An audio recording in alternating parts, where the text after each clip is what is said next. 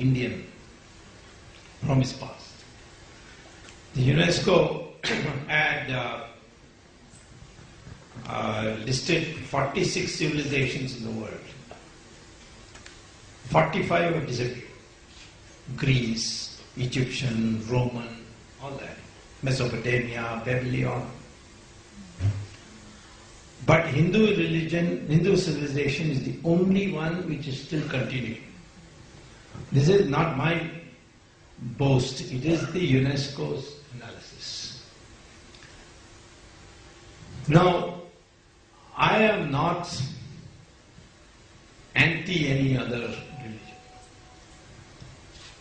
I am not saying that, in fact, we have a tremendous tradition of allowing all religions to prosper. The Zoroastrians came running from Persia.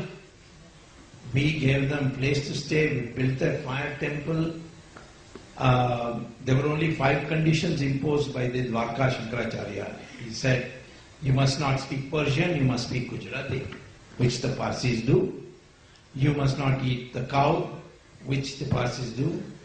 You must not bear arms, they don't bear arms. And then they said that in the marriage you must recite 4 shlokas of Sanskrit, which they do in their Parsi marriages. So there were certain conditions and the Parsis are following it. And there are only 60,000, 70,000, but they are in all top positions. Chief Justice of Supreme Court till recently was Kapadia, the Parsi. Our Air Force Chief was Fali Mirza, Parsi. Attorney General Sorabji, Parsi. Dr. My wife is a Parsi. Yeah. So, therefore, we looked after them. The Jews persecuted everywhere in the world. Only place they were received, their synagogues were built were there by the Hindus. And when Israel was formed, the first resolution they passed after adopting the constitution is a vote of thanks to India.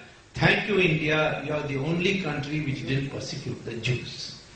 And we have that record. Everywhere else the Jews were persecuted, but not India. So, therefore, this religion, propagating this civilization, doesn't necessarily mean that you become fanatic and you will not become fanatic. If you are a true Hindu, you cannot become a fanatic.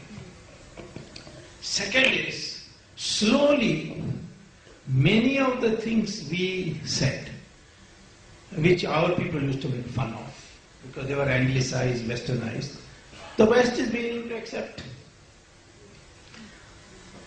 There is a film actress in Hollywood called Julia Roberts. You heard that name? Pretty Woman or something like that. Julia Roberts came to India for a shooting. And then she told the company, I want to go to such and such ashram. So after the shooting was over, they took her. She spent 3 weeks there. She told the Guru there, because the Guru told me himself, that she said, I've got millions of dollars. I won every Oscar I could possibly win. I have a good family, but I am not happy. What is it in my thing that I am not happy? So the Guru said, I can't teach you like this. You'll have to stay here for 3 weeks. So she said 3 weeks. And then after she went back to Hollywood. She called a press conference with her husband present, children present. She said, for the first time I've understood how to be happy. And therefore I am from today with my husband and 2 children becoming Hindu. She declared that she was That is our culture, that is our heritage. Yeah. Now recently there was a controversy that you'll have yoga without Om. Now, if you go back to you go to Google and you type Om and NASA. The sun. Yeah. Astronauts, satellites, all have discovered that the sun emits a sound which is Om. And NASA itself says this is what the ancient rishis of India had. Why don't I hear it? Because it is lower than 20 megahertz frequency. Anything below 20 cannot be audible. Anything above 20,000? Dogs can hear it, I think. Yes, dogs can hear it. So I had researched on this before when I was pregnant, and when I had my baby, I named her such that her name in itself had Om, pronounced as Soumya. So Om is there as part of the... When I say Soumya, even no matter how angry I might be at her, I immediately cool down. So I do not remember the last time I must have got angry at her, because it doesn't happen. I say Soumya, I cool down. So there you are. The rishis heard it because of meditation. They have trained themselves to hear low frequency sounds. Second, you type in Google Sanskrit and NASA, and what will you get? That 20 years research NASA did on which is the language in which computer should store knowledge. Because you see, we are born, we acquire knowledge, then we die, then with that the knowledge dies. So it was decided to have a project that after your retirement you sit before a computer and tell all the new things you have learned, so that you can make a volume of knowledge. But somebody will speak in French, somebody will speak in English, etc. So how do you, which language do you translate it into?